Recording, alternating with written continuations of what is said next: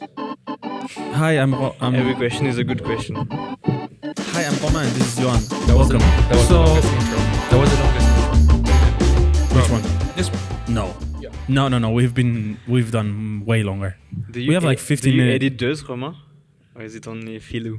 I think this one will be me. Yeah, because I've edited the first maybe 25 episodes and Phil never edited anything. That's not true. I did like 5 of them. Yeah, but now we have AI to edit, so it's much Yeah, I've faster. seen the story. But still, you need to do a lot.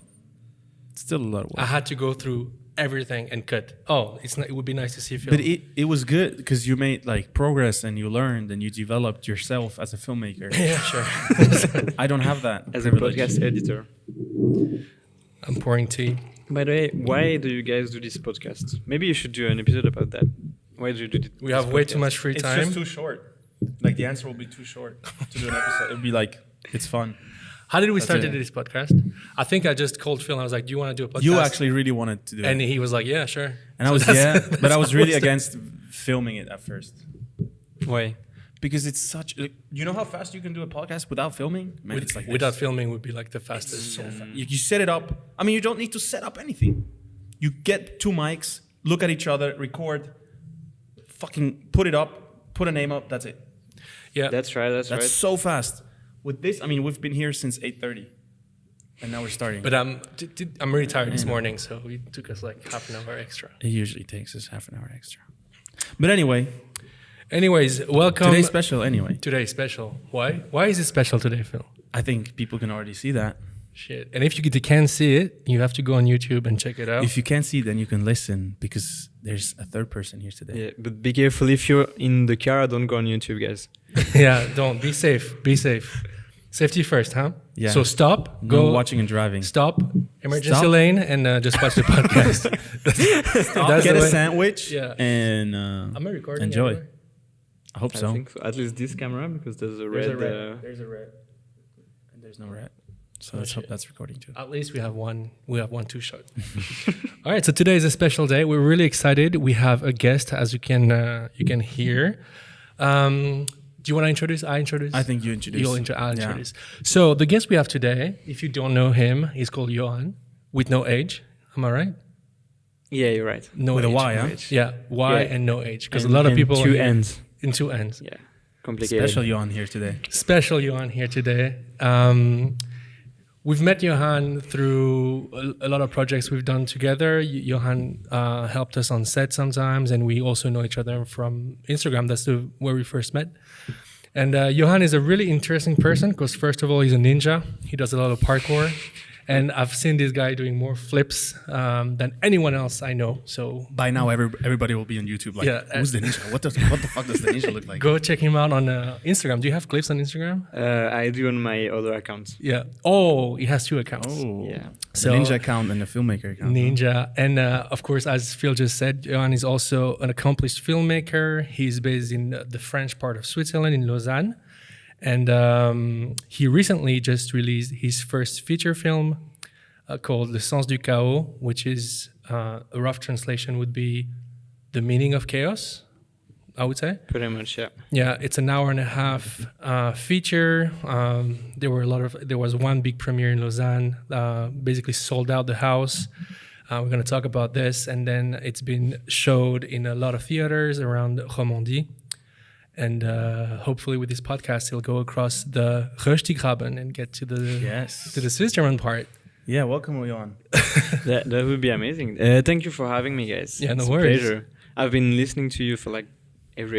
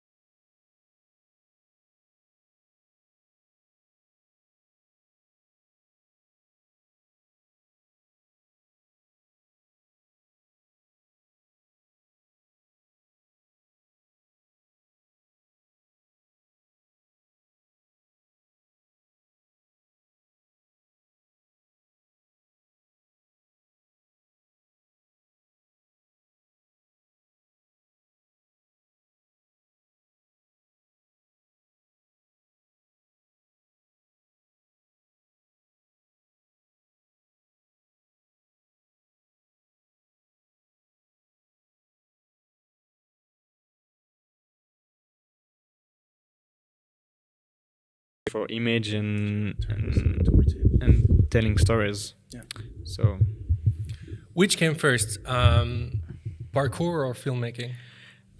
first filmmaking. Yeah. Yeah, so I started, like I was watching videos on Dailymotion, and I wanted to replicate what was being done, and it was amazing. And I was like, oh, okay, I want to do that. So I tried with very shitty camera, and I was 10. I didn't know what I was doing. I shot a bunch of clips. And then I had to edit those clips with Windows Movie Maker, for those who know that. All the OGs out there, they know. That amazing software. And when I was doing it, I was like, shit, I want to do that for the rest of my life because that's amazing and just so nice. And What did you say you were watching videos where? on Dailymotion? Yeah, Dailymotion. What is it? Holy shit, you don't know Dailymotion? No. How old are you again? 26. How old are you? 25. You don't know Dailymotion? What's It used to be It's- the platform to host like your small videos before Like YouTube. YouTube? Yeah, Yeah. like YouTube, but No. But Okay. YouTube Yeah. had really bad compression when it first started. So like you would upload like your videos and it would be all pixelated and stuff. And Dailymotion had like a better compression. It was like the Vimeo but before Vimeo. really? existed. yeah, but isn't Dailymotion French? That might be, yeah. I think so, and maybe that's But was why it we know it. international or But, kind of local? I think so, kind of 'cause, like- international, but maybe Like you more didn't prominent in know the it. French part? Well, Yeah. I don't know, because like I was doing a lot of skate videos back in the days, and like I remember like people from the States were using Dailymotion to share clips. Yeah. But So it, I've it never heard still of it. exists, by the way, if you want to check it out Really? afterwards. Yeah, Yeah. it's not great, but Okay. it still exists. Weirdly. Wow. Okay. Sorry for that brief. Yeah. No, but that was before YouTube was the go-to platform for everyone to share the stuff, and like Vimeo, like Dailymotion, at least in the French part. I don't know about like No, I have to check it out.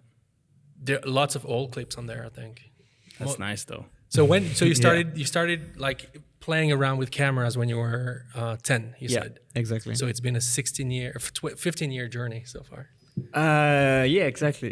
crazy. And So you knew at 10 like I want to do this. This is amazing. yeah. Okay. And that's cool. amazing because it means I always had a goal in mind. Mm-hmm. And I've seen a lot of people around me like not knowing what they wanted to do Yeah. with their life and stuff like that. And I always knew like I want to do that. So I've really gone like through this way, and it has good and bad side of it. So I didn't Yeah, try sure. much things. I didn't work in any other fields outside of filmmaking and parkour because I've done parkour shows and workshops and stuff like that. But yeah, that's amazing. so I nice, discovered that at 10, and I think I will do it for quite a long time ahead. Many so more years to come. Yeah, Yeah. hopefully. And how do yeah. these two? Because before, I'm assuming before you got into actually making money with this, because you were 10, obviously. Then how these two passions of filmmaking and parkour like kind of merged together? Yeah, so I did videos of like anything. So I was dancing, so I did dancing videos. Then I used to do Diabolo, the Oh yeah. and shit, yeah. I did a few Diabolo videos, then Rubik's Cube. So I filmed myself doing Rubik's, and a lot everything like every other passion that I had was mixed with videos. Okay. Basically, and then I started parkour at the age of 13. Okay. Nice. And That's early too. yeah. yeah. So it's been like 12 Because years. it wasn't really prominent back then. parkour. It Now was it's much it more was the famous, beginning. Yeah, it much was more the popular. beginning of people hearing from it and stuff like that. Is it when Yamakasi like? No, because Yamakasi is way before. It's like Okay. 2002 or something like that. Okay. So- you know Yamakasi? No. It's a French movie about like people doing parkour. And it's crazy, but it Wow. was like Yeah. 20. That kind of like made it like Yeah. popular. and Yeah, famous, exactly. Yeah. And so yeah, I started doing parkour, and obviously right from the beginning, I was like, I need to film that because that's so spectacular. So Yeah. I really started to progress in parkour and progress in filmmaking as well Yeah. alongside. And then I got to meet people, and they offered me like kind of jobs to film stuff, and that's how it all And started. then it And- started to go outside of parkour, Yeah, I guess. yeah. Like started, different Slowly, fields slowly. and businesses and Yeah, and it started, I think, so there's two different ways it started. like parallel directions. One is some of the guys I was doing parkour with that I'm still friends with. Did some stunts things like stunt shows and stuff like that, and so they needed videos, and so their stunt choreographer started asking me to make videos and stuff like that. Oh, that's so nice. it's a little bit outside of parkour, but still in the same kind of like movement oriented 100%. activity. So the same niche kind of. Yeah, exactly. And outside of that, I also met an OG of the filmmaking community. I think now he's retired, but he kind of took me under his wing, and I helped him to operate live shows. Okay. Nice. So yeah, he had like those big cameras with big tripods, and we were just like shooting. I don't know, like those shows from the end of school where like you have dance shows and stuff like that. So I would go there. He would give me a few $100 to be there half a day, and I learned a lot of things doing that. So did you work for him or like freelance? Like whenever he had a gig, no, he would bring you on? I don't know if we can even call that freelance, because like it was I don't know, maybe one a month, and so he just gave me like kind of. But you didn't stay with him money. like every day. No. It was just like I was at school. I was like maybe 14 or 15. So I was that's early. Yeah, I was really young and very lucky to have That's him nice. to help me do that. That's probably one of the earliest I've heard. Like I don't know the people that started early, but like 14, 15, first gigs. Yeah, but That's it one of the wasn't earliest, regular, right? right? But Yeah, still. And it was amazing It's the because beginning. that like gave me pocket money, so I could invest a little bit in gear and also like travel, because with the parkour community there's an amazing thing, which is like you travel a lot, and you go to events, you go to other cities, meet other people, and in the end, so I was ending high school, and I wanted to take a year off to make a documentary about parkour. So we traveled with those two friends that I had that were doing stunts. We did a world tour to make a feature documentary actually about the parkour. Shit, wow. nice. Yeah, and So it's your second feature actually. That you just shot. but I don't know if that counts or not, because we were just like, okay, let's make a feature film, but Still, the same of like kind of the same of Lessons. So you traveled the world for that. Yeah, so we traveled during 4 months to just go and meet the parkour communities in every continent. That's sick. And it was amazing. I was 18 when we did that world tour, and then I edited the film for like a year and a half, and it was really hard because so after I went back from the trip, I decided, okay, now I need to do something. So I started filmmaking school, which was like 2 years. And Where at? At In Lausanne? Eracom in Lausanne, yeah. Okay. It's it's a school in Lausanne, and so it's not a film school like you do cinema. It's like film school where you do a bit of like everything. You're an all-rounder, you learn everything. Yeah, exactly.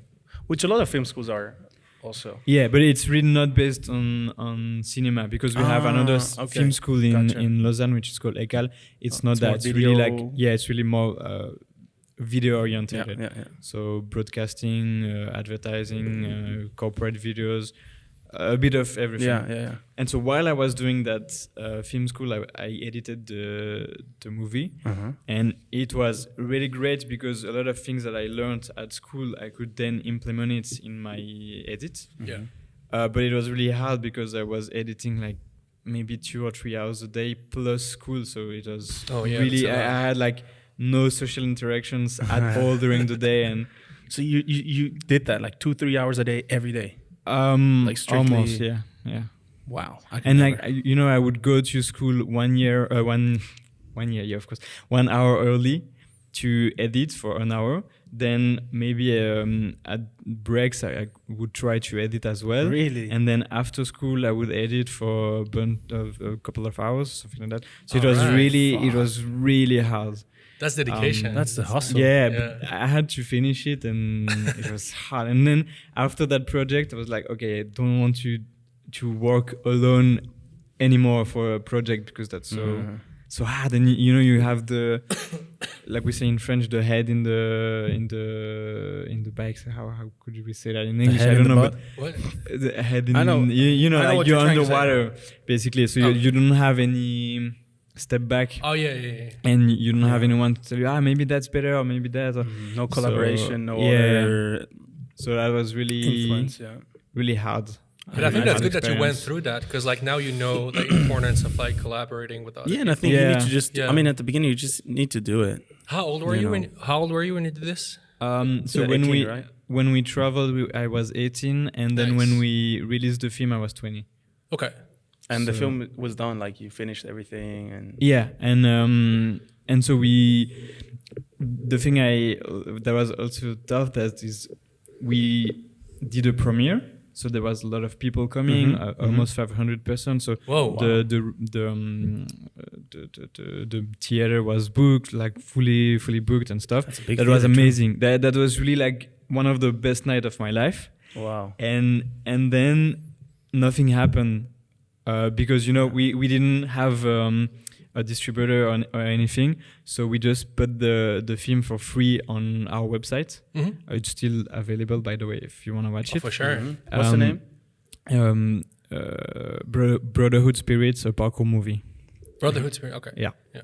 And so we just put it out on the internet, and that was it, almost, because the Swiss television actually bought the rights, and we edited the movie into a web series that was released on Tataki, which is the young media of the Swiss television. I don't know. New if- media. Young media. Young like Young that, media. yeah. Yeah, I don't know. I think you have an equivalent in Swiss Germany, but I don't know what the is name. it? Like online?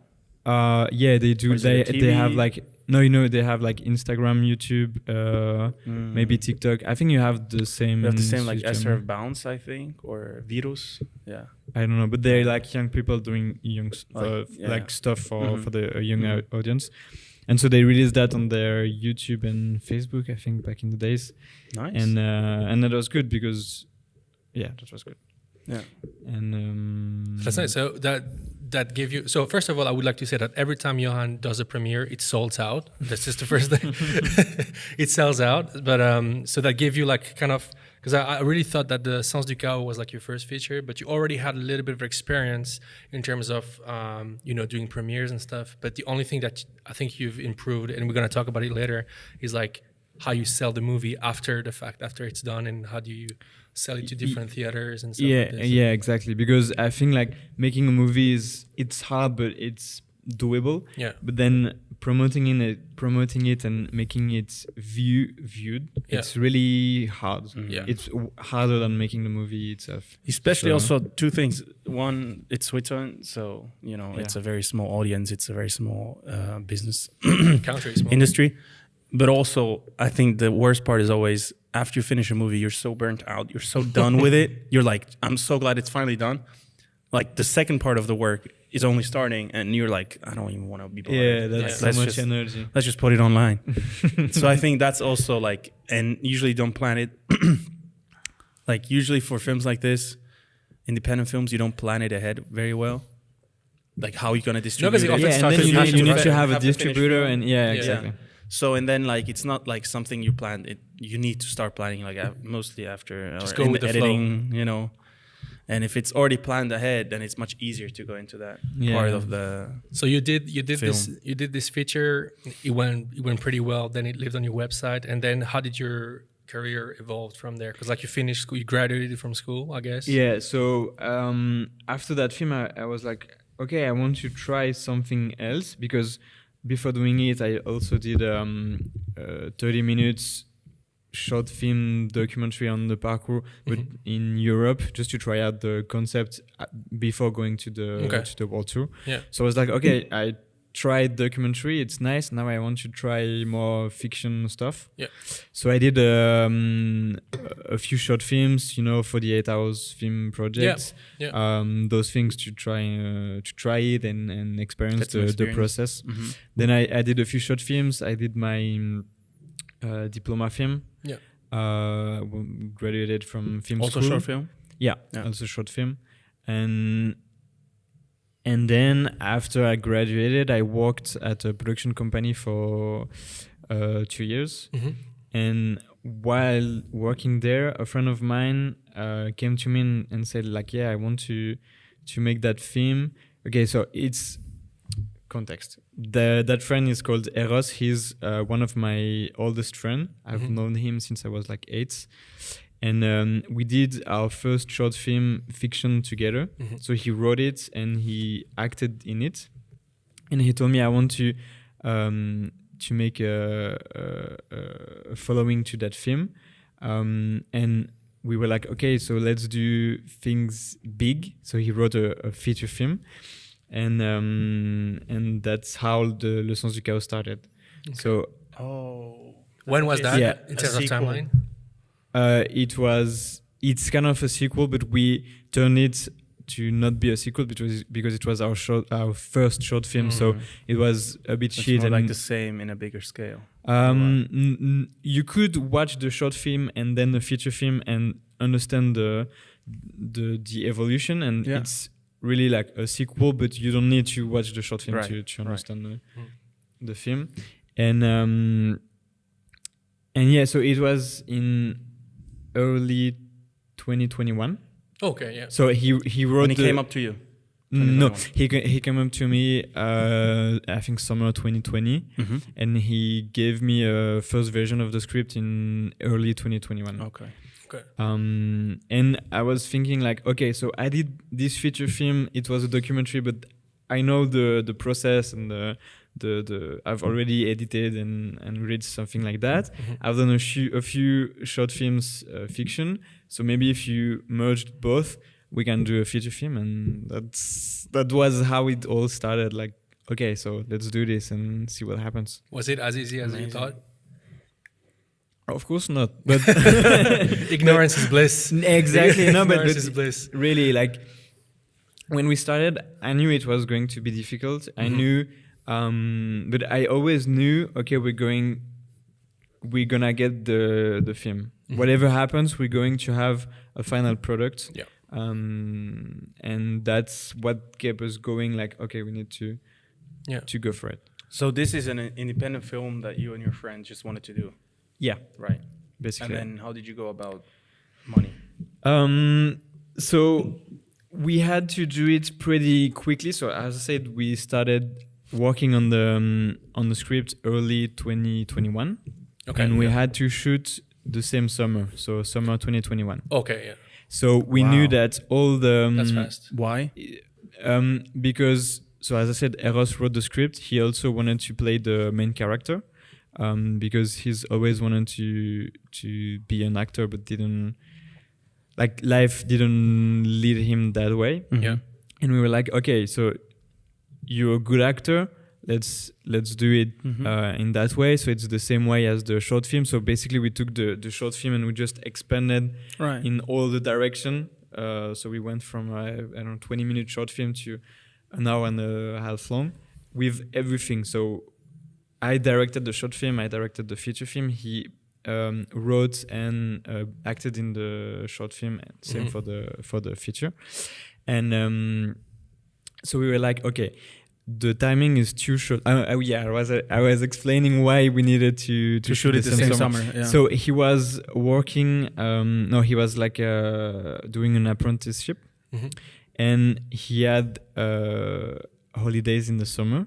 And we're like, okay, we don't want to wait a year and a half to make the film because it needed to be done at that time. Like it was something like really we needed to do it now, and we couldn't wait later because then everything would be gone. You know, it would, like, it wouldn't exist. So you had this time window of the summer 21, and you just needed to do it. Exactly. Which is actually good, usually, I think, because it just pressures you. Because you can always take longer, and there'd be much. If we had more time, we can even prepare more. Yeah. Maybe we can get that guy, and yeah, exactly. It helps. But it was difficult as well because then we had to give all in and really work on rewriting the script. I think in the end we shot with the 10th version of the script.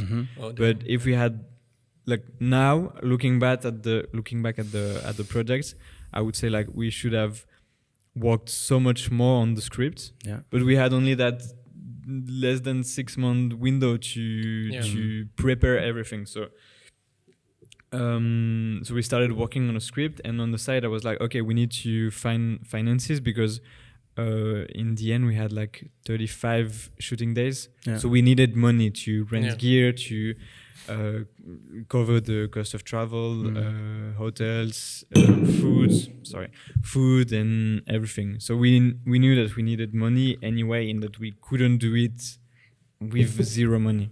So I was like, okay, public finances like OFC or Cineforum, it's not gonna work because the timing is too short, and it's not the kind of movie that they want to produce, because we didn't have a production company behind us. So I was like, okay, what else can we do?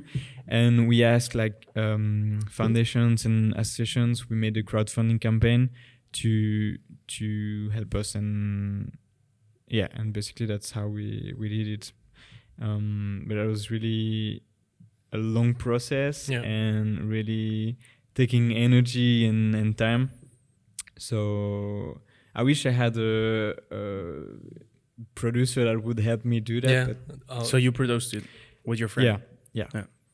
Going back to like wishing you could have worked more on the script, I think like that's fair. Like it's always nicer to work more in pre-production, but at the end of the day, I think having like a time constraint and being like, okay, we need to shoot in summer 21, then because otherwise maybe you still be working on the script right now, most likely for like these if you passion don't projects, have a time limit, it's like it gets stretched and stretched, which can be nice, but there needs to be some limit. No, of course, no, but and it was great because we knew like, okay, we need to shoot this summer, so let's just give everything we have to make it happen and go through it. So I didn't quite understand how in the end did you get the money?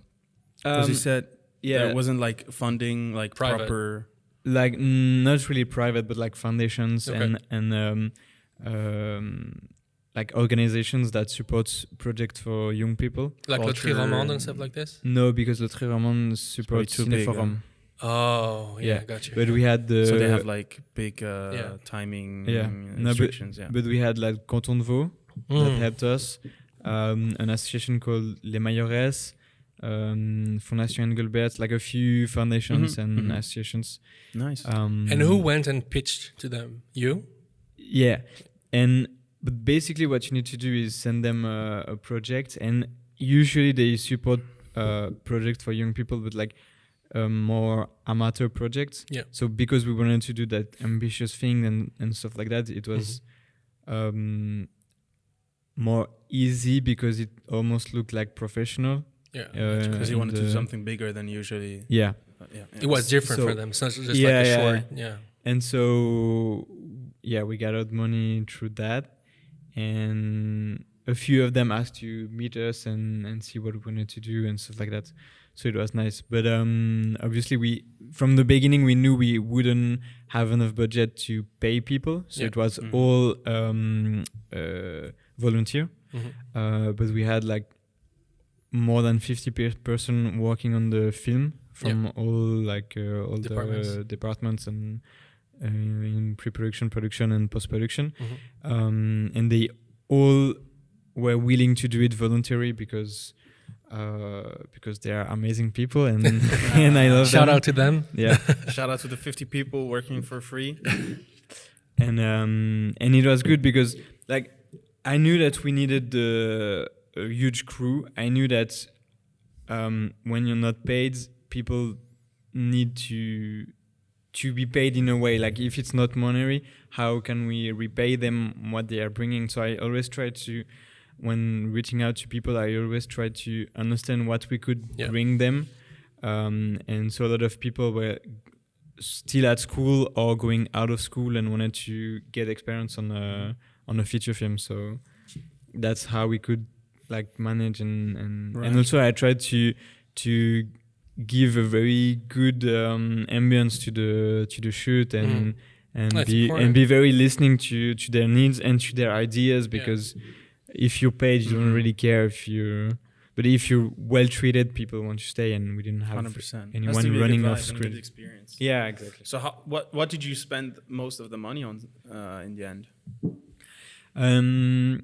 I'd say location rental and we had quite some days of shooting in the mountains, so hotels and food, obviously, and transportation. Right. That'd be the main things. How did you, because like you essentially did the whole pre-production, you were carrying the pre-production process. How did you pick the people? Were they friends that you knew prior to this, or did you notice some people you wanted to, like, I don't know, for instance, the DP or like, gaffer and stuff, like, did you know them in advance, or did you reach out and like pitch to the project basically? So it depends for what post. So there's a base that I already knew. Yeah. Like for example, the DP, he already shot my previous short film, and so I wanted to work with him again, and he wanted to have that kind of experience. Yeah. So that was really good. And for other people, like we posted Facebook posts where, like in filmmaking groups, like we're looking for that.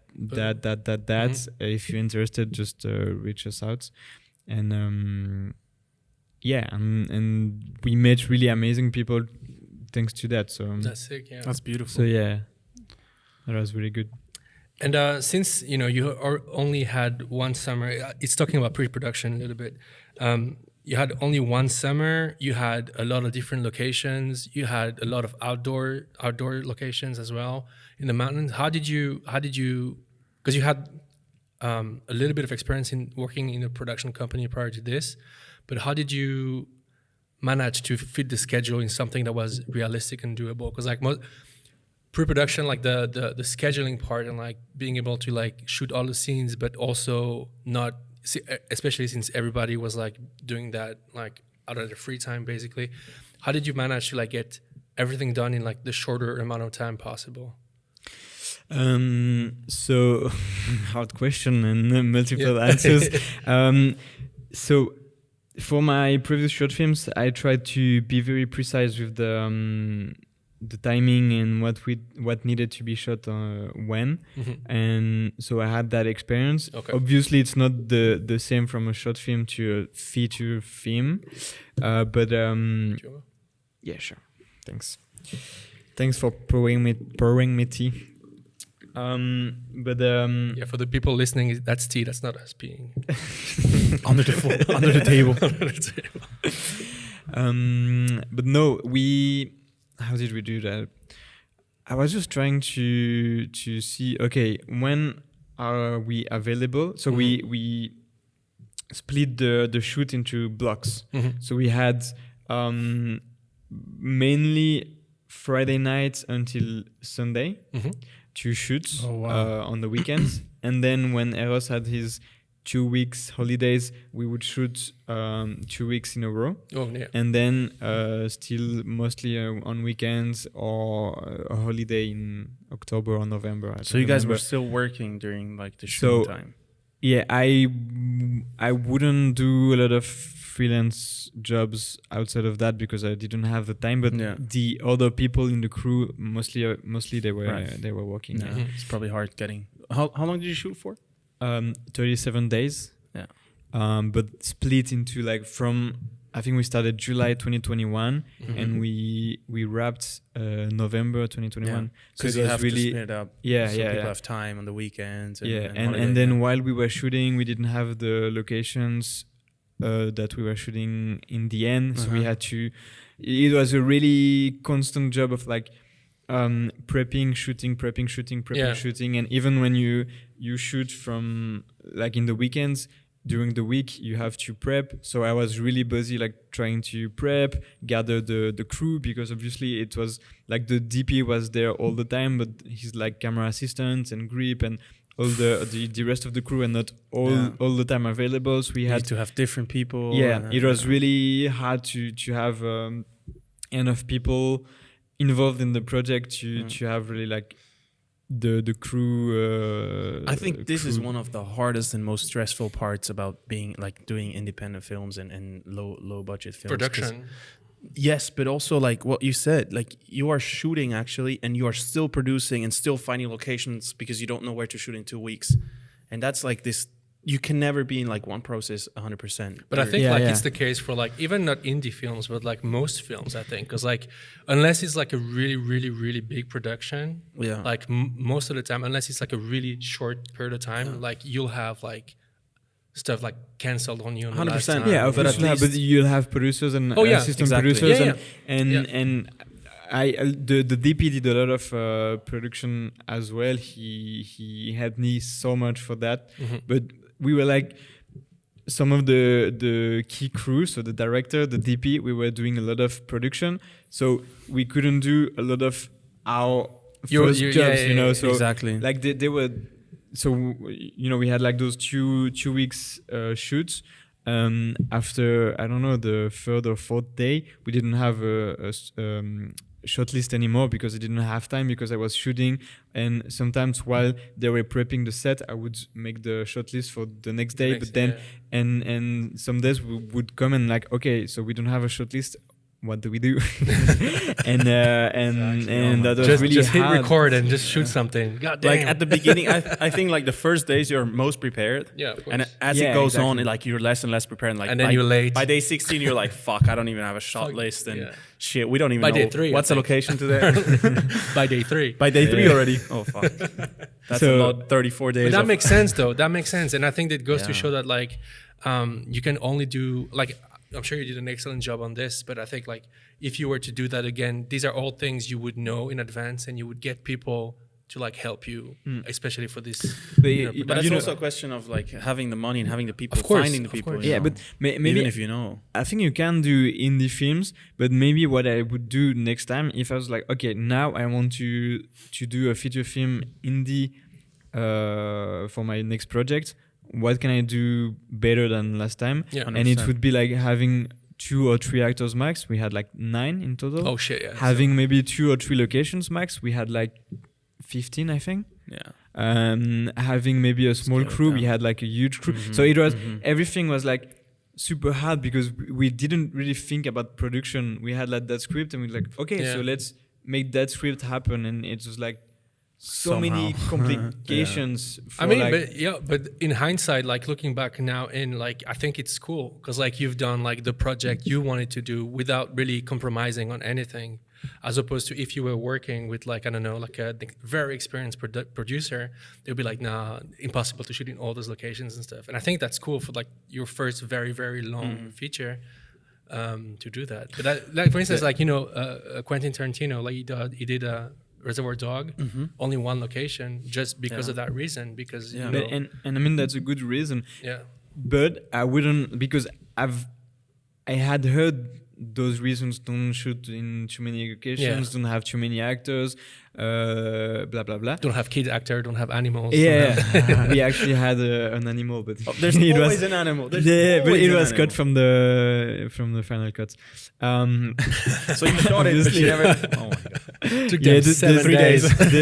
there's a bunch of scenes that were cut out of the movie for. Like, Did you obvious overshoot? reasons. You think? Yeah. Yeah. But I mean, we had plenty of room in the editing, Okay. and that was really great because we rewrote a lot of the script in editing, and so Yeah. we had really like the great margin. Okay. So maybe we overshot a little bit, but it was great and it was useful in the editing. So Guys, before we go too deep, because we're going deep and I like it, but for people who don't know, like me, Yeah. do you want us just to quickly pitch, like in 2-3 sentences, your film? Because this morning, Romain came up to me and was like, so the film is called Sens du Chaos, and did you see the trailer? I sent it to you last night at like 11. And I was like, no, I didn't see it, but I saw some stuff on Yoann's On the stories pirate boat. of like pirate boats and stuff. And he was like, oh, that's not that. That's something completely different. I was like, oh shit. So just in a few sentences, just pitch us quickly. What's the film about? yeah. Okay. So this is also the clip of like probably like a reel. That's it. All right, so Le Sens du Chaos is about this young man who is in his 20s. He's called Eros, and he lives in Lausanne.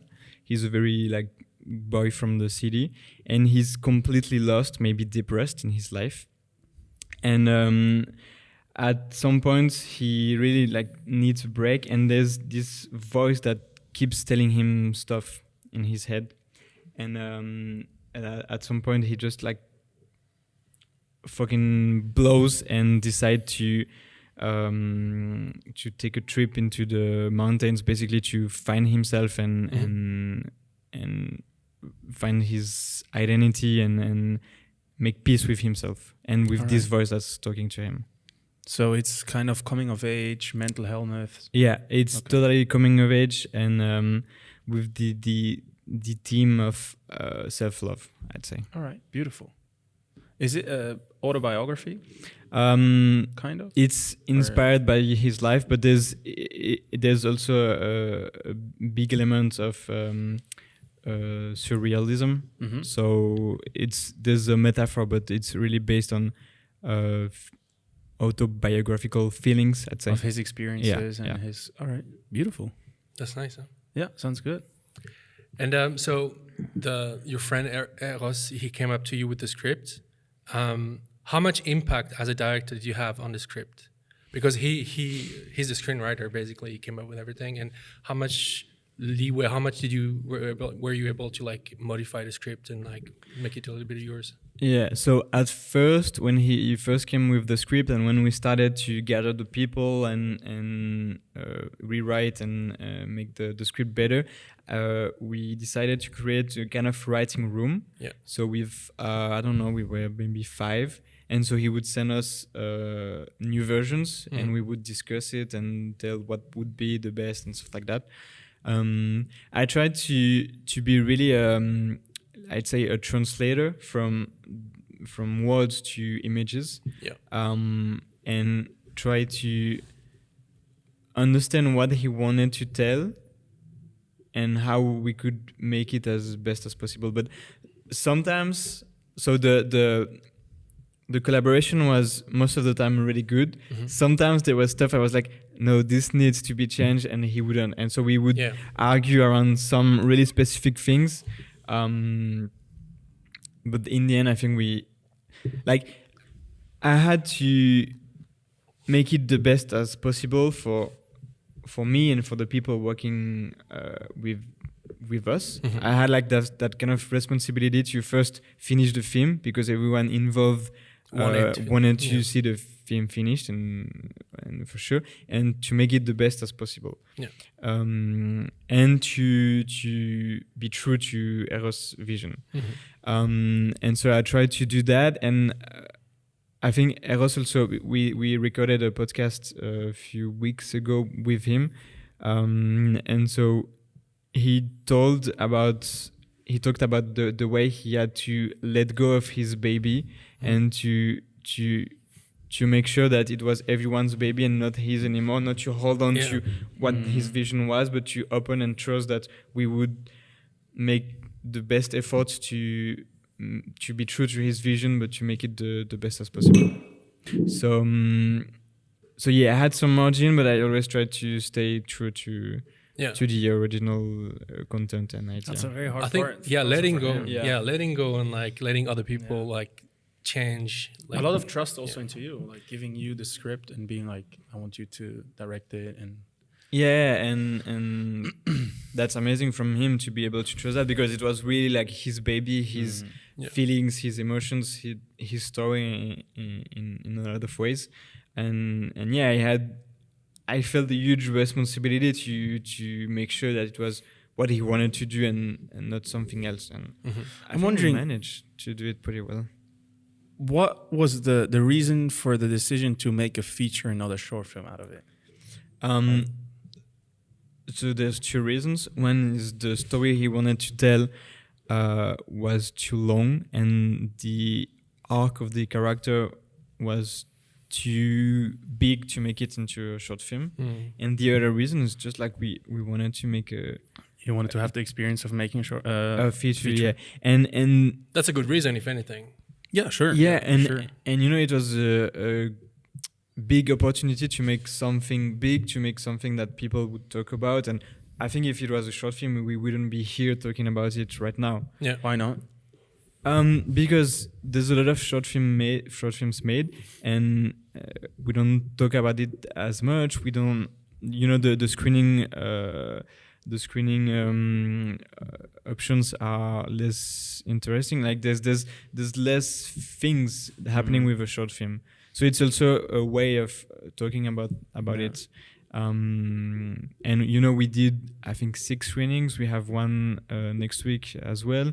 I think with the short film we would have done 1, maybe 2 screenings, and that's it. Yeah. So yes, just the idea of, okay, let's make something big, let's take a lot of experience on it. Taken more seriously, I would say. Huh? Yeah.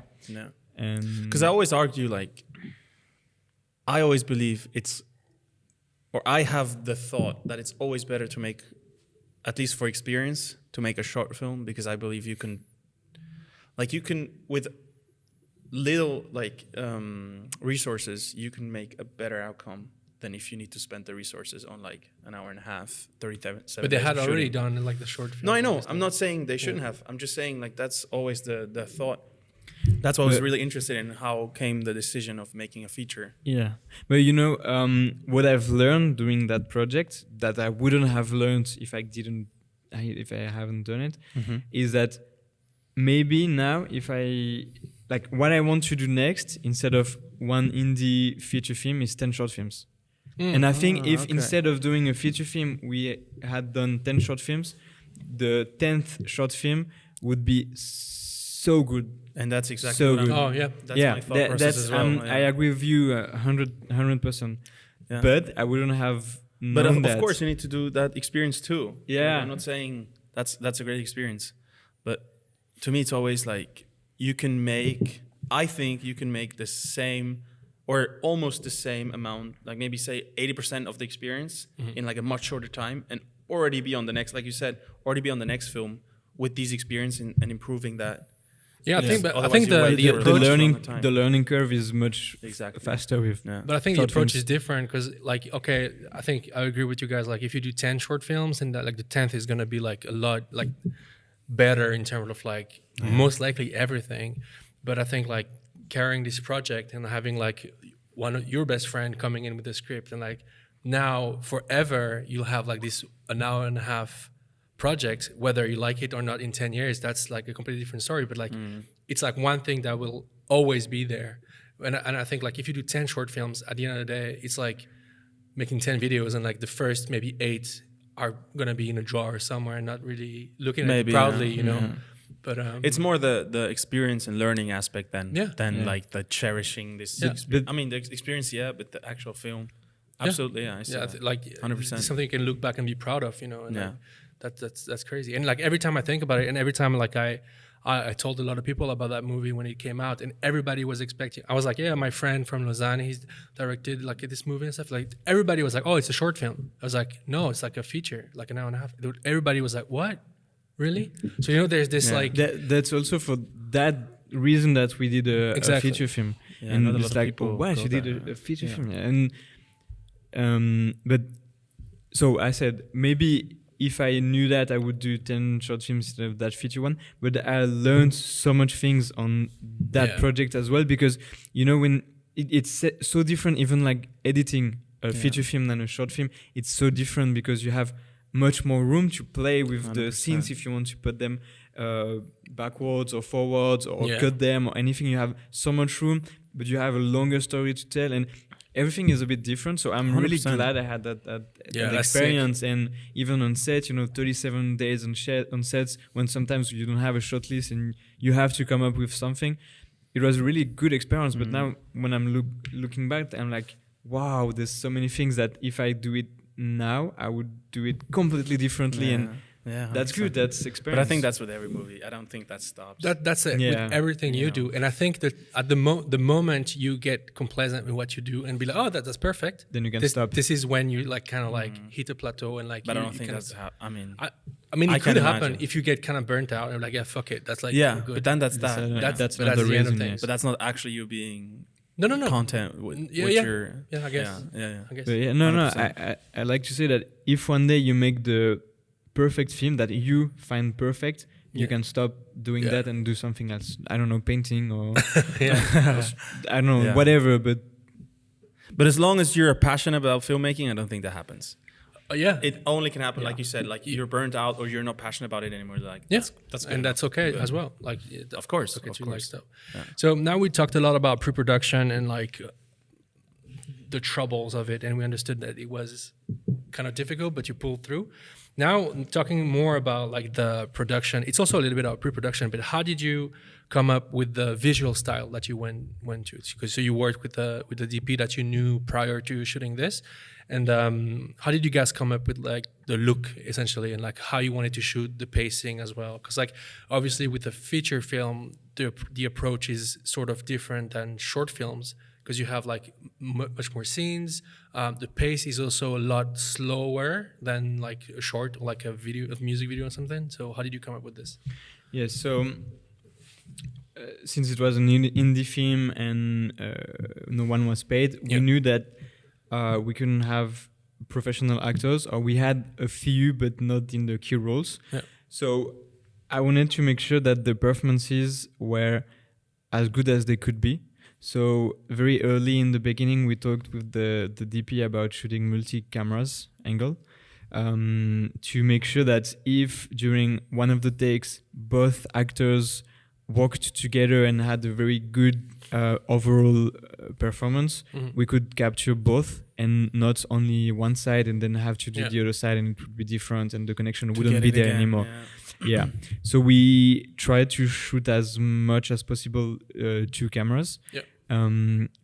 We thought that it would also help us to gain a little bit of time, which is not really true because the lighting is so much harder. Yeah. And blocking in general also. Yeah, everything is harder. But so we knew that we needed the performance to be as good as possible. So we really tried to focus on that and make sure that we had enough coverage for a scene. So basically we would have a master or 2 with all the action in the scene, and then so you're talking wides. Yeah. Wide shots with all the scene, and then champ contre champ, which is called shot and counter shot. What? Yeah. So basically close up and counter.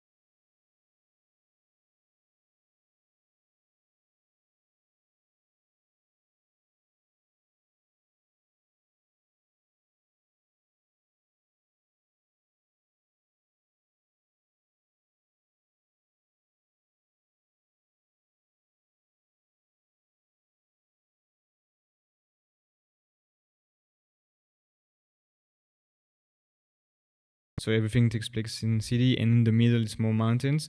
So maybe in the city we would like have a lot of colors, contrasts, and make everything very buzzy and too much, and that's why it doesn't feel well in hectic, uncomfortable. Yeah. And then in the mountains, more like natural lighting and very more naturalistic look. Yeah. But then we would like mood board and stuff like that, but we didn't have as much time as we would have hoped to really, of course, dive deep into the look and find something very unique. So we were like, we need to make it with the resources we have at disposal. So.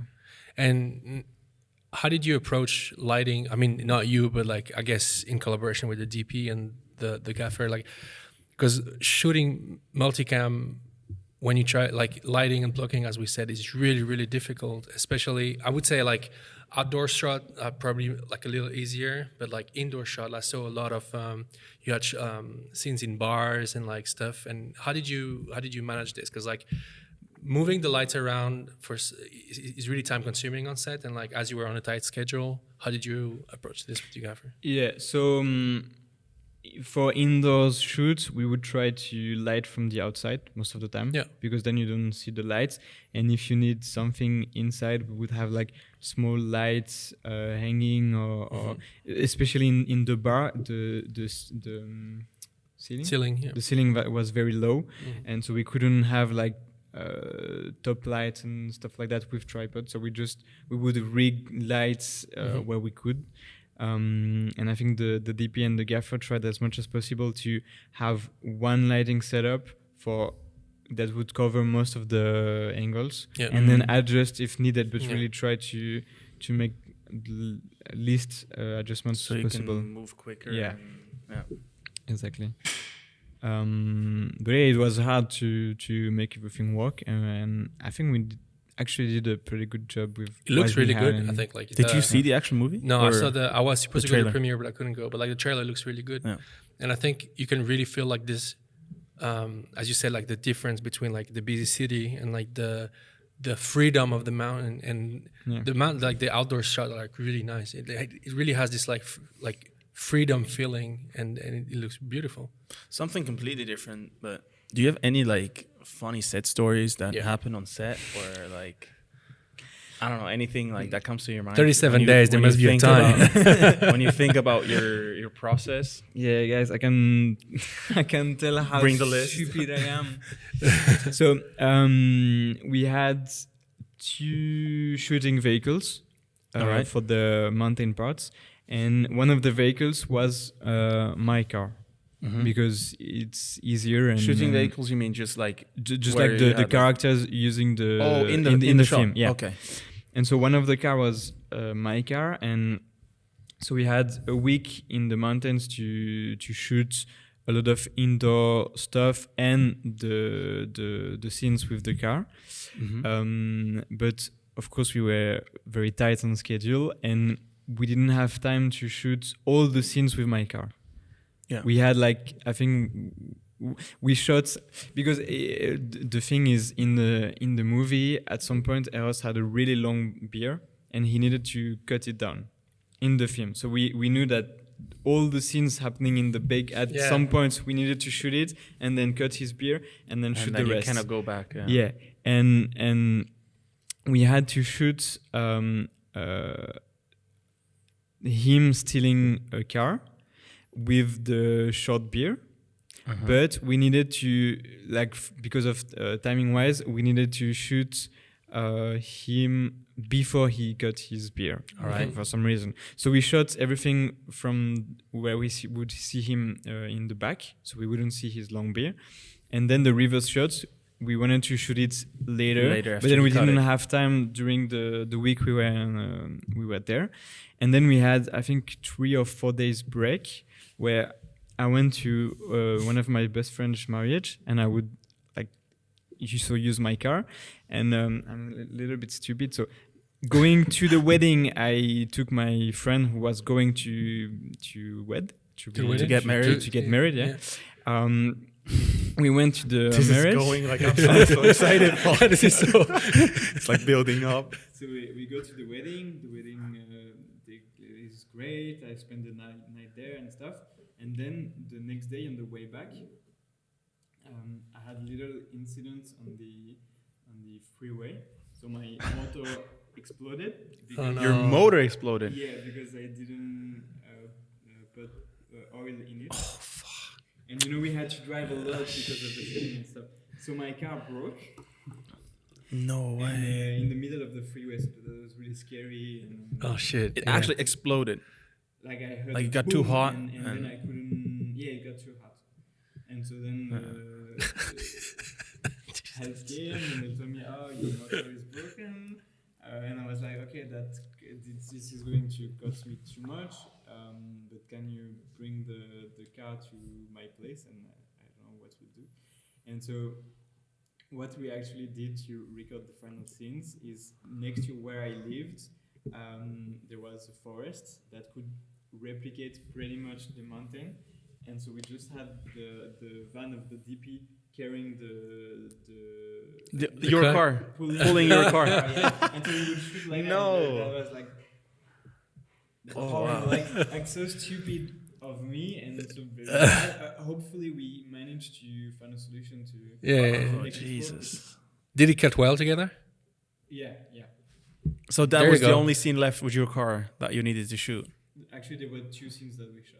with your car. Yeah, so Getting pulled by the reverse- DP's so van. The reverse shots of when he steals the car, so we could see him with Yeah. the chef. All right. And the car moving because when he steals it, it's Jesus. moving, so All right.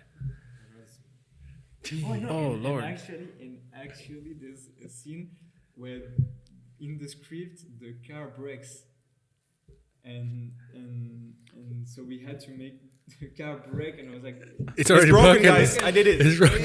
it's, exactly Just for the film. So yeah, that was. Now it's really funny.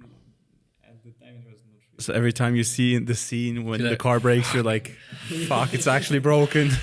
I spent too much money on repair for this. So did you repair it by now, or what happened to the car? I changed 3 times. The car? Yeah. Already, since then? Yeah. Why? Oh, Lord. Because, so the car I got after. They all exploded. Dude, you need oil in your engine. That's Yeah. I know. Now I'm trying to be very careful. But the car I had after that was pretty old. So I knew I was like, I had it for like, I don't know, maybe a year or a bit less. And then I sold it because some family members of my girlfriend offered us, they wanted to change car and they offered us to like give it to me. I had this one for I think 2 weeks and then someone hits me. No. Yeah, and then I could just get the insurance. Oh, Get yeah. a new Give one. me money and I could buy another car, which is. So now you have that new one. Yeah, so now I have. Lucky a you. nice car. That's nice. So the old one, when your film gets famous and everybody's gonna see it, the old one is probably even broken. Is gonna auction for a lot of money. Yeah. Yeah, probably. So make sure you Keep take it. care of that. Keep Yeah, it. Keep Yeah, it. I don't know where it is. You don't know where it is? It's probably somewhere in freaking Eastern Europe. Yeah. Most like someone is gonna get rich. Someone is gonna Yeah, get rich. someone in Eastern Europe. If you hear this, just take care of this car.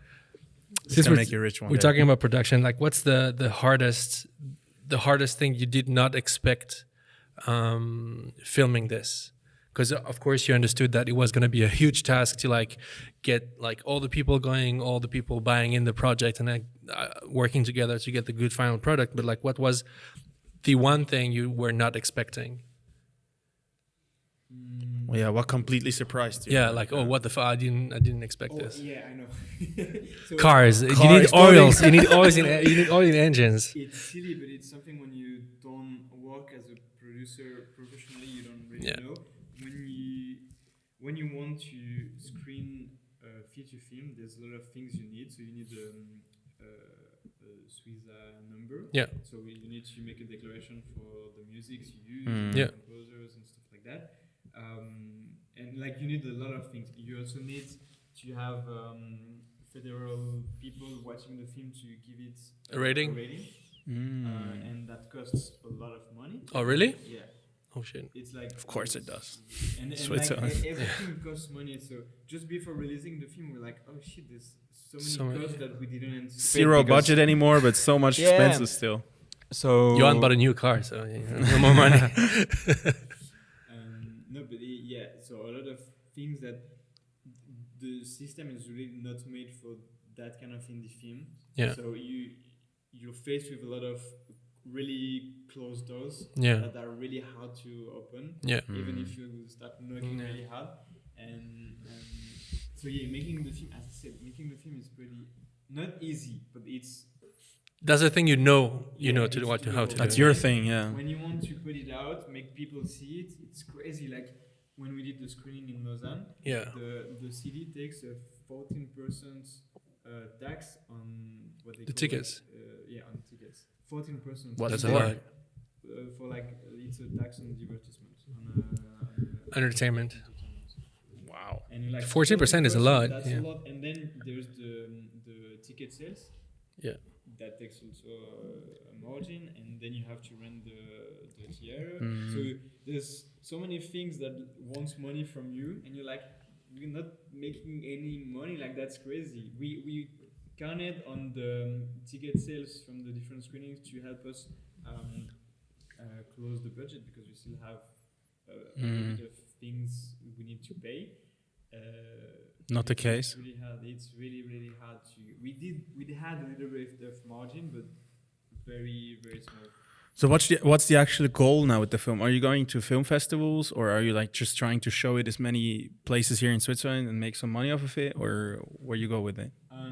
So right now we have the last screening next Wednesday, which will Okay. probably be.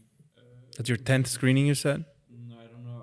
Maybe 6th or 7th. Okay. Yeah, something like that. So it's the last one, and after that, it's a bit the unknown, let's say. But what I'd like is to contact the Swiss television to see if they're interested in screening it to buying and making it into television, and sending it to festivals. Swiss festivals didn't really accept it into. So you pitched it already? Yeah, I already sent it in. The film to Swiss festivals. They didn't really want it, so I'm like. Do you know why? Like when you don't have a production company and then you don't have fundings, it's really hard. Like first in Switzerland, there's not a lot of indie films that are made. Like short films, yes. Features, films, not really. No one is really as stupid as we were to make something like that. That's what makes you different. That's nice. But I think internationally, there are like festivals for more like indie films. Yeah, 100%. Sending it there, and then it's going to be available on streaming on a platform, on the Swiss platform streaming, which is called KVA. They are our distributor. They helped us organize all the screenings, and it's a new platform. I don't think you've heard. I haven't. Is it a French-speaking platform though? No. But I think it's nice if we talk about it a little bit, because like I saw what they're doing. What's the name? KVA. KVA. KVA. Ah, KVA. Yeah, okay. It's like KAVEA. KVA. EA. Yeah. KVA. I think so. Okay. And maybe we can talk about it a little bit, because like this is, I think, a really interesting thing that's been created in Switzerland, and not a lot of interesting things are like first created here, but and I think it's really helpful for smaller productions and creators. Like so it's a streaming platform. Yeah. Yeah. So I don't know if you can talk about it a little bit. Yeah, sure. The interesting with that platform is like, I talked about how hard it is to make people see what you do, and so that platform is amazing for that, because they try to gather people that create things and put it on their website, and people that want to see things more like local things. So, and the thing is, I know the CEO of that platform, and when we were like prepping the movie, I was talking to him, telling him about that movie. He was telling me about the platform he was conceiving, but then there was like nothing. It was only an idea that he was really putting everything into to make it exist. Yeah. And then we shot the movie, we edited the movie, and on his side, he really developed the platform. He worked with developers and everything to make it work. And when we approached the end of the film, when I was seeing that, okay, the editing is pretty good, I think we will soon be finished. I told him, like, but you are going to launch your platform, we're going to launch our movie. Why don't we just collaborate and get together and do something? That's nice. And so the idea is they would help us organize all the screening and like really distribute the movie, and with what we'd created, we could offer them visibility and make people discover that platform. The platform, yeah. And so I think we did a pretty good job at that, because now everyone I talked about KVA, they know what it is. Nice. So the first time I saw about it went through him, or maybe the movies. And we were pretty smart about it, because like when people wanted to have information on the movie or buy tickets, they would have to go through the platform. Nice. So it's a streaming platform that you're gonna have a subscription, or is it? So how is it? You have a free. It's basically a bit like Spotify in the business plan. So you have a free version with ads. Okay. So you have a version where you're like you don't have an account, you can watch, I think, 3 or 4 So a selection of videos, films and then it's blocked. videos. Yeah. No, like you can watch whatever you want, but there's limited amounts per day, or I don't remember. Okay. Then you can create a free account. You still have adverts, but you can watch as many as you want. Okay. But the quality is restricted to, I don't remember, but the quality is restricted. And then you have, something like that. And then you have a paid version, which is not very expensive, and you have like unlimited, no advertising and A stuff subscription. like that. Yeah. And what you can do is they have like claps, they call, so you can give, I think you can give a few, like if you have a paid subscription, like likes. You can give points if you want to productions you like, or you can support them. You can do a lot of things, and they really try to help creators in the French part of Switzerland make their content seen and having a place to distribute it. What kind of content is going to be on that platform? Like films, or more like videos, or anything, or there's a bit of everything. There's like podcasts. Maybe you could. It's in English, but maybe you could put your podcast on there. That could work. There's another podcast called Anti-Popcast, which like they released 1 podcast a week on that platform. There are short films, documentaries. I have my feature documentary on parkour on there. And so you have a lot of different. So it's content. very mixed. Yeah, and it's all created from Swiss people. So that's so restricted to Switzerland. It's even French Switzerland. Yeah, I think maybe if you put subtitles, you could put things. But it's really like the idea is to find local creators and to see that there's a lot of talent, and you can discover it here and not be overwhelmed by YouTube videos and global streaming. You're like not interested in the local, at least here a lot at times. But I think that's a really good thing, because of course, like the big platforms, unless it's like YouTube or Vimeo, I think it's really hard to get into. Let's see, like Netflix, for instance. There's one production now that's being shot in Montreux or something like for Netflix, but that's like the only one. But is it a Swiss production? It is Swiss. It's a co-production between the Swiss television and Netflix. Okay. And it's it's like the one case where like something is going to be displayed. So I think like smaller platforms that like put forward like local creators is like it's amazing. It's the way to be. And there's also it's like working hand in hand. Like they helped you with like the screenings and stuff, and like you help them with creating content, and that's nice. Cool. I don't know if you guys know, but in the Swiss part, there's like one series. Swiss German, because it's Swiss. Did I say Swiss? It's just a Swiss. In the Swiss German part, there's one series from the Swiss television, Chucker, which is like blowing up at the moment. It's in Wallis, no? Oberwallis. It's playing in Wallis, but in the German part, and like the views on this and the people talking about it. For me.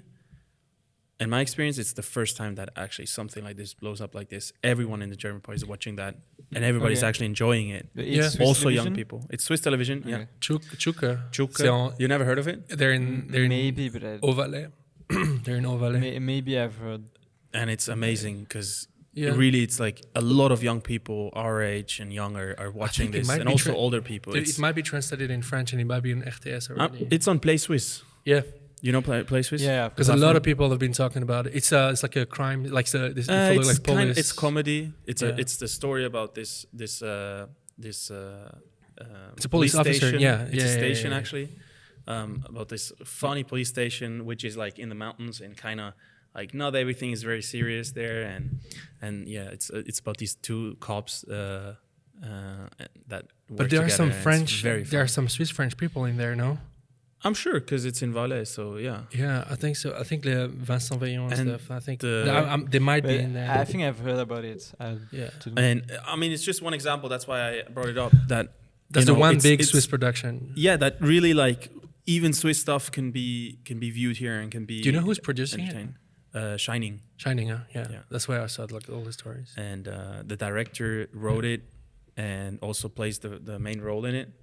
Yeah. Which is actually he's carrying the whole thing. It's so funny because he's really a funny person, and it's just well written. It's well done. It's funny. It's very local. So, you as a Swiss person, you can relate to a lot of stuff. It's not like always from the US, from Hollywood, something far away. especially for people from Valais, I'm sure it's super funny because Yeah. it's really where they're at, and they're. It's also this the dialect from Valais. It's super funny. Yeah. It's very special. It's like one of the most different ones from others, like Bern, Zurich, Aargau, and stuff. So it's very, very entertaining, and it's very interesting how like my parents watch this, my friends watch this, and everybody's enjoying it. It's not like it was nice, but I don't really care. But they really like the third how do you call it, episode? the not episode but Season? the third season just came out, and like people were like waiting for it. Yeah. And that heard. I've never heard of that from a Swiss production. Yeah, and it also looks good because like I think like a lot of Swiss production kind of all look the same visually. Yeah. And like this one, I've seen some stuff, and I think it looks looks good. I mean, not saying like the rest Looks doesn't more look good. modern. It looks more like what we're used to seeing. watching. Yeah. Which helps a lot. If you had one thing to say to someone who's like on the verge or like they really have like this idea about like doing a feature, like, and they want to like get it into doing one, like what would be your advice to that person? Don't do it. Or to like past you before you're shooting the film, you're seeing him now and you can tell him like one tip. It's hard to say because, you know, as I say, like, maybe I could say, don't focus on doing one feature film, but do 10 short films. But if I would have said, if I'm now me and I tell the 2 or 3 years back me, don't do that, do 10 short films, I wouldn't get it the same way that I do now. Yeah. You would take a different path. Yeah, so I'd say just find a way to make what you want. There's always a way, and if you don't want to make an indie film like we did, maybe just take a part of your script, do a short film, a really good short film, and go to production companies like and a proof try of to, concept. Yeah. But you did. I mean, you did do what you wanted. Yeah. Right. Yeah. So that's just like you can do whatever you want if you want to. Sometimes putting too much energy in not the wrong thing, but in one thing, it's great. But make sure that it's the right really, thing to really think about to do, is that what you want to do? Because doing a feature film, the way we did it, it was like 2.5 years from V1 of the script to the screenings. It's very short in the landscape of feature films. That's really short because usually you spend years in looking for fundings and stuff like that, and then so it takes a lot of time. We did pretty short, but it's 2.5 years in your life. So make sure that you want to do it and make sure you will commit to the end. Right. Or break the car after the production, not in the middle of it. I'll just quickly check the camera. Still running? Audio is still running. Yeah, that one is 10%. I think I'm going to change it quickly. I mean, we're good, I think. Yeah? Yeah, we're fine. We'll be fine. Thank you for checking. Sure. Thank you. I'm back. You're back. Where can people find you online? And your film, of course. Yeah. So I have an Instagram account. Yeah. That's where I update most of my stuff. What's the name of the Instagram? Yoann_Roig. So YONN? No, YOANN _ROIJ. ROIG. Is your last name Roig? Roig, yeah. I always say Roig. There's no... actually, it's Catalan, so it doesn't... So it's Roig. It's Roig. Something Roig? like that. Roig, yeah. It means red, but no one says it's Roig. red in Catalan? Yeah, like that camera. It's a Roig. Yeah. It's a Roig. Roig. What are you shooting on? It's a Roig. No, but yeah, Okay. in my family we say Roig because it's the most French French, way yeah. to say it. Yeah, that makes sense. But people sometimes say Roig and it's okay. Yeah, I thought it was like... Whatever, you know, it's not supposed to sound like that anyway. So. Roig. So if they want to reach out to you, best is Instagram. So yeah, Instagram, you can find most of my films on my KVA page. And I also have a website, but it's pretty shit, so don't go there. We're gonna link it in the description of the For video and show notes of Spotify. So be sure to check that out if you wanna go and see what Yeah, but Yoann is up what- to. you can find everything on. If you type in Google Yoann Roig, so my name, which will be written in the description of the podcast, I guess, and whatever you're looking for, so Instagram, KVA, or whatever, and you'll find something. You'll find it. Good SEO, huh? Nice, good. Nice I mean, job. there's not a lot of people with that name, so I guess That's true. my last name is kind of shit. Still, for you need to SEO. take care of it. Take care of your SEO, people. Yeah. The movie is on KVA. Will be. Will Not be. Yet, Not yet. Yeah, we You're don't still know screening when because and- it depends on. That's great. So for now, there's a trailer up. Yeah, there's a trailer and. Trailer, a lot of behind the scenes. There's an Instagram account as well of the movie, and there's a lot of BTS stuff on there. Le and Sens du Chaos. Le Sens du Chaos. And it's super interesting, and it's nice. And I was really happy for you because we were talking a little bit. The post production part was a really long time, and then when I first saw the first premiere we did in Lausanne, and it was like sold out. It's like really nice. Yeah, That's beautiful. Like after Yeah. all this work to have Yeah. this But that was scary as well, experience. I'm sure. because it was the first time we would screen the movie to anyone that wasn't involved in the project. So you had like a pre-premiere for like the crew and the people involved. Yeah, for the crew. But like everyone pretty much knew what it was about and stuff like that. And when we had the real premiere, I was really shitting myself because I would see the queue getting bigger, and Yeah. people waiting outside of the movie Wow. theater and Yeah, stuff like That's that. And I was like, beautiful. oh shit, what did we do? Are we really going to show that to that many people? is the Shit, movie what- that good? I don't know. yeah, no, but exactly. Like, did we overdo something? Because I'm not sure. That was really scary, but really great nights. But it turned out really good at the end. Yeah. I'm sure. Yeah, it was good. Well, Yoann, thank you so much for coming here and talking about your movie Yeah, Yeah, thanks to For you for the- having me, guys. yeah, no worries. for the many times. Next time for the next movie. Yeah. Yeah, hopefully. Yeah, Do you have anything- we'll hear from Do it. you have anything planned in the future? Or? I'm writing a short film, and I have. He a learned from his few- mistakes. It's a short. I'm writing 10 short films. That's the goal. No, but I have a few short films in mind, and I want to focus on that and try and experiment different genres and stuff. Beautiful. Yeah, so make sure you follow Yoann on all social media. Check out Kavea, and when Yoann is really famous, and we'll be like, yeah, he was on the podcast. So. And go look for that car and go get in the Eastern that Europe. car. Go look Good for luck, that yeah. car. It's gonna be worth something. yeah. All right. Thanks, guys. Thank That's you. it. All right. Let's wrap it. Bye bye.